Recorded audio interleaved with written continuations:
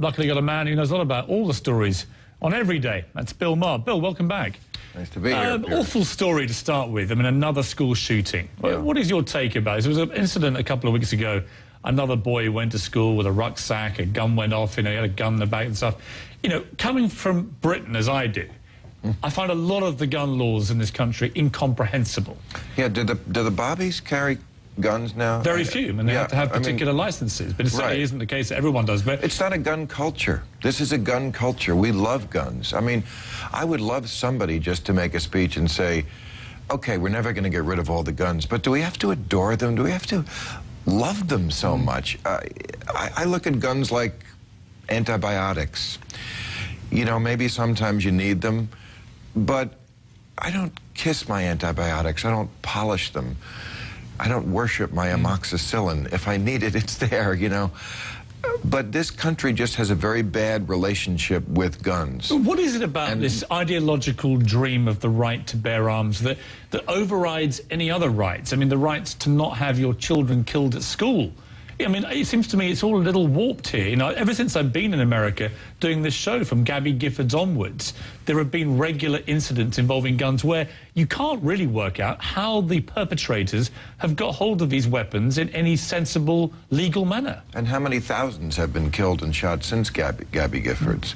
It's so typical of this country to focus on that one woman, and we're glad that she recovered to the extent that she did. I remember when she came back to the Congress, they said it was a great feel-good story, and I said, maybe we need a feel-bad story to wake people up a little bit about guns. And I thought Obama was going to make a speech about them. Remember, we were promised after that. I mean, the speech he made when he went down to Tucson was sort of, well, we can't point any fingers. We all love guns equally, and this is not the time, and read the book of Job, stuff happens.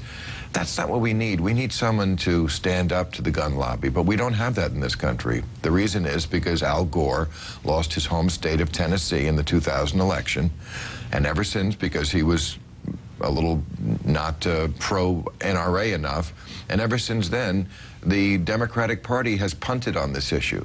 So it's one of those issues where we don't have a party at all that stands up for the millions of people in this country who believe that we should take a different approach. I find it so strange that there can't be at least some kind of positive debate about removing some of the 300 million guns that are apparently in circulation in America. It's religion. 300 million firearms. I mean, it's no surprise to me that there are so many of these crazy incidents, because the access, the ease with which you can get these weapons is just there.